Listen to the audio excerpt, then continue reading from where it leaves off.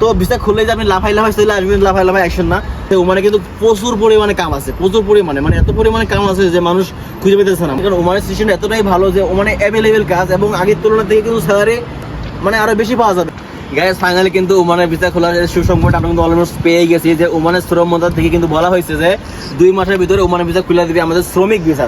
তো শ্রমিক ভিসা বলতে আমরা যারা বাংলাদেশিরা আছি, যারা মানে প্রাইভেট কোম্পানিতে বা দোকানের কাজে বা মার্কেটের কাজে বা কফি শপে যে কোনো হোক না কেন, যে কোনো ক্যাটাগরি হোক না কেন, সকল শ্রমিক ভিসাই বলা হয়। তো যারা মানে ওমানে আসবেন, ভিসা খোলার জন্য অপেক্ষা করছিলেন, তারা আমি তাদেরকে রিকোয়েস্ট করবো, ভাইয়া আপনি যদি ওমানে আসেন, নির্দিষ্ট একটা কাজে আসেন, কাজটা শিখে আসেন, অদক্ষ হয়ে আসার চেষ্টা করেন না। কারণ বিদেশে বা প্রবাসে কিন্তু দক্ষ কর্মীদের বেশি মূল্যায়ন দেয়, মানে প্রায়োরিটি বেশি দেয়, তাদের কিন্তু সম্মানও বেশি থাকে। যারা আমরা মানে অদক্ষ, মানে কাজ জানি না, মানে বাংলাদেশে ঘোরাফেরা করছি, খাওয়া দাওয়া করছি, হাঁটাচলা করছি, তো এরকম যারা অদক্ষ কর্মী আছে তারা কিন্তু বিদেশে আসার পরে কিন্তু তারা অনেক মানে ট্রাফিক উপরে যায়, মানে অনেক ঝামেলার উপরে যায়, না পারে ভাষা, না পারে কাজ।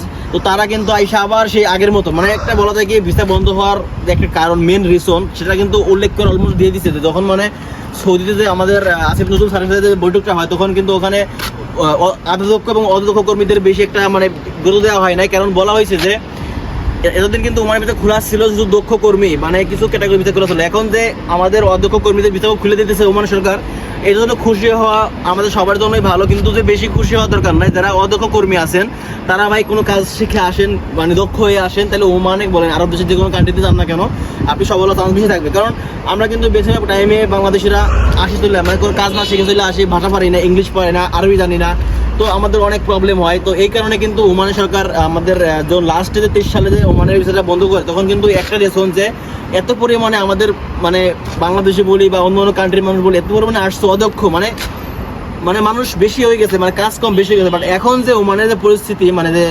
সিচুয়েশন চলতেছে, ওমানে কিন্তু প্রচুর পরিমাণে কাম আছে, প্রচুর পরিমাণে, মানে এত পরিমাণে কাম আছে যে মানুষ খুঁজে পেতেছে না। মানে দক্ষ কর্মী বলেন, অদক্ষ কর্মী বলেন, প্রত্যেকটা প্রতিষ্ঠানে কিন্তু লোক লাগে, মানে মানুষ লাগে।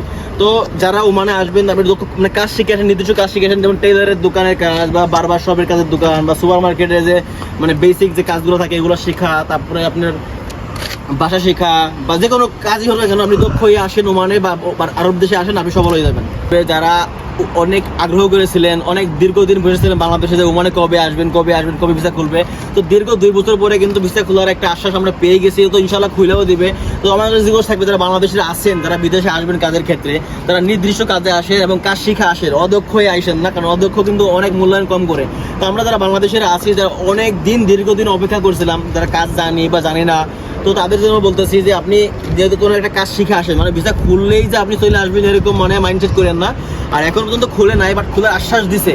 তো যেহেতু খোলার আশ্বাস দিছে, তো আপনি এখন থেকেই শুরু করেন নির্দিষ্ট কাজে আসার, মানে যে কাজে আসবেন সেই কাজে অভিজ্ঞতা লাভ করেন বা ভাষা শিখে আসেন। মানে আগেও তো ভিসা খোলা ছিল, এখনও ভিসা বন্ধ আছে। তো আগে যখন ভিসা খোলা ছিল তখন কিন্তু আমাদের এত পরিমাণে বাংলাদেশের ওমানে ঢুকছিল যে কাজ খুঁজে পায় নাই, মানে অতিরিক্ত মানুষ বেশি গেছিল।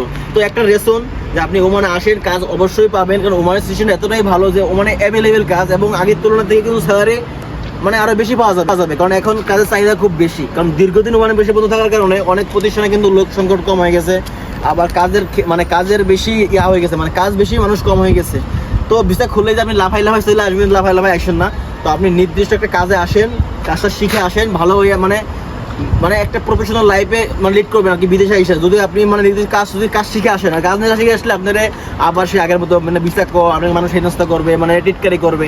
তো আমি রিকোয়েস্ট করবো মানে ভিসা খুললেই যে আপনি লাফাই লাফাই চলে আসবেন এরকম না, আপনি কাজ শিখেন তারপরে আসেন। বাংলাদেশ থেকে মানে যখনই ওমানে আসবেন তখন যেন আপনার একটা স্কিল থাকে,